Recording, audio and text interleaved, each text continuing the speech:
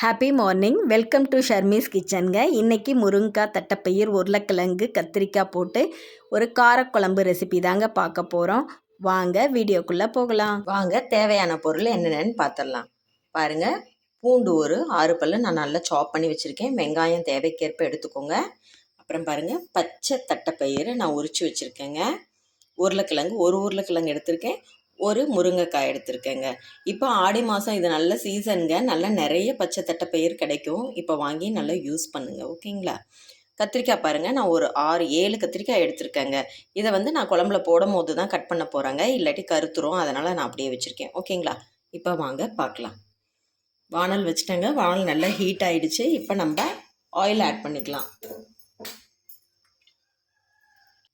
பாருங்கள், ஆயில் நல்லா காந்துடுச்சு. இப்போ கடுகு கொஞ்சம் போட்டுக்கலாம். கடுகு பொரிக்கிட்டோம். வெந்தயம் கொஞ்சம். இப்போ வெங்காயம் பூண்டு ஆட் பண்ணிடலாம். நல்லா இதை வதக்கி விடலாம். 3 தக்காளி மிக்ஸி ஜாரில் நான் நல்லா கிரைண்ட் பண்ணி எடுத்திருக்கேன்.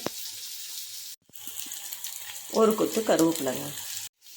பாருங்கள், வெங்காயம் நல்லா வதங்கி வச்சுங்க. இப்போ இந்த ஸ்டேஜில் நம்ம அரைச்சி வச்சுருக்க தக்காளி ஆட் பண்ணிக்கலாம்.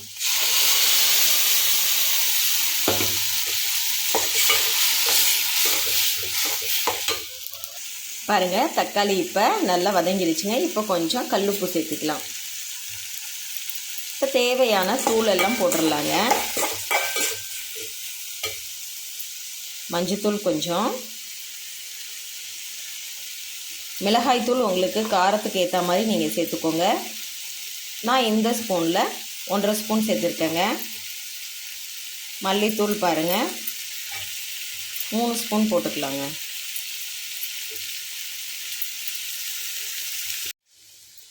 இப்போ நம்ம போட்ட தூளெல்லாம் நல்லா வெந்து வரட்டுங்க.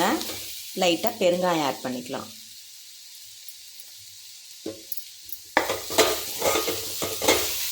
நம்ம தூளோட பச்சை வாசம் நல்லா போட்டுங்க. அப்புறம் நம்ம காயை ஆட் பண்ணிடலாம். இப்போ கத்திரிக்காய் ஆட் பண்ணிக்கலாம்.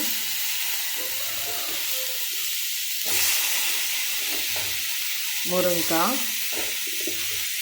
உருளைக்கிழங்கு, தட்டைப்பயிர் எல்லா காயும் ஆட் பண்ணிவிட்டு நல்லா கிளறி விடலாங்க. இப்போ இந்த காய் முழுகிற அளவுக்கு நம்ம வாட்டர் ஆட் பண்ணிக்கலாங்க.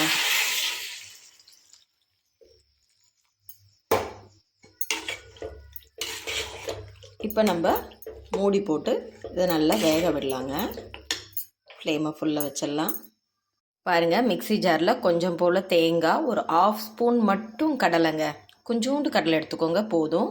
அப்புறம் கொஞ்சம் போல் புளி நான் தேங்காய் கூடையே ஆட் பண்ணி அரைச்சி ஊற்றுறேங்க, ஓகேங்களா?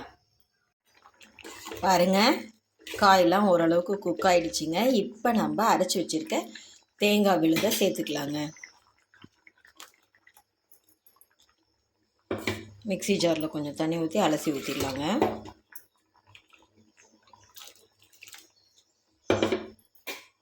இப்போ எப்போவுமே தேங்காய் பேஸ்ட்டை ஆட் பண்ண பிறகு குழம்பை மூடி போட்டு மூடாதீங்க. அப்படி நம்ம மூடி போட்டு மூடினோன்னா அது வேர்த்து குழம்பு நீர்த்து போயிருங்க, தண்ணி மாதிரி ஆகிடும். அதனால் குழம்பு மூடி போட்டு மூடாதீங்க. நானுமே தேங்காய் ஊற்றிட்டு க்ளோஸ் பண்ணி தாங்க வைப்பேன். எங்கள் அம்மா தாங்க சொன்னாங்க, அப்படி மூடி வச்சோம்னா குழம்பு நீர்த்து போயிடும், மூடக்கூடாது அப்படின்னு சொன்னாங்க. அதனால் நான் தேங்காய் ஊற்றிட்டு எப்போவுமே குழம்பு க்ளோஸ் பண்ண மாட்டேங்க.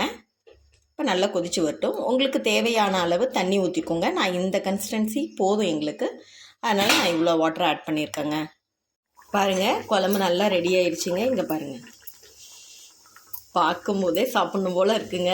சூடாக சாதம் வடித்து அதில் இந்த குழம்பு ஊற்றி சாப்பிட்டு பாருங்கள், செம்மையாக இருக்குங்க. இப்போ நம்ம ஒரு கொத்து கருவேப்பிலை ஆட் பண்ணி ஆஃப் பண்ணிடலாங்க.